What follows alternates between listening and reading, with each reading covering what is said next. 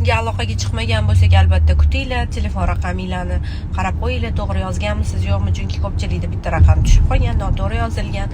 Va kecha ichgan kokteylimni ko'pchilik so'rabdi. Ozish ko'pchilikni og'riqli nuqtasi. Ayollarni albatta tug'ruqdan keyin men o'zimizni nima ichdingiz deb so'rabdi. Men o'zimizni kokteyllarimizni ichaman. Sababi bu mahsulotni sinab ko'rganim uchun. Men 14 kilo vес tashaganman shu mahsulotdan va bugun uyda ichishga ulgurolmaganim uchun yo'lga sheykerda tayyorlab oldim. Hozir mana ichib ketyapman. Nima qilib beradi?